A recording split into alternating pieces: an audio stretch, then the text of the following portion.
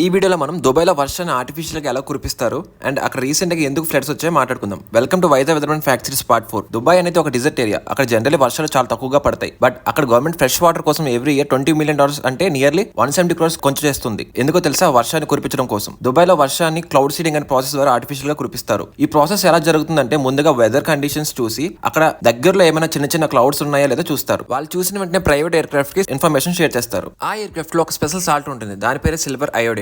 Nearly ఒక trip కి 48 kgs of silver iodide ని తీసుకుని వెళ్తారు. ఈ సాల్ట్ మనం యూజ్ చేసే నార్మల్ సాల్ట్ కన్నా 3 times బెటర్ గా ఉంటుంది. సాల్ట్ ఈజీగా వాటర్ డ్రాప్లెట్స్ ని అట్రాక్ట్ చేస్తుంది. సో ఈ సాల్ట్ ప్లేన్ ద్వారా వెళ్లి టార్గెట్ చేసిన చిన్న క్లౌడ్ లో ఫ్లేర్స్ తో ఇంజెక్ట్ చేస్తారు. ఈ సాల్ట్ వాటర్ డ్రాప్లెట్స్ ని చాలా ఫాస్ట్ గా అబ్జర్వ్ చేసుకుంటుంది. సో ఆ చిన్న క్లౌడ్ కాస్త చాలా తొందరగా పెద్ద క్లౌడ్ గా మారిపోయి వర్షాన్ని కురిపించడం స్టార్ట్ చేస్తుంది. రీసెంట్ గా దుబాయ్ లో ఫ్లడ్స్ వచ్చాయి. దానికి క్లౌడ్ సీడింగ్ కి పెద్దగా లింక్ లేకపోవచ్చు. ఎందుకంటే క్లౌడ్ సీడింగ్ ద్వారా వర్షాన్ని కురిపించవచ్చు, కానీ మరీ ఇంత ఫ్లడ్స్ వచ్చేలాగా చేయలేం. ఇంకా ఈ క్లౌడ్ సీడింగ్ మీద చాలా రీసెర్చ్ పెండింగ్ లో ఉంది. సో ప్రెసెంట్ అయితే దుబాయ్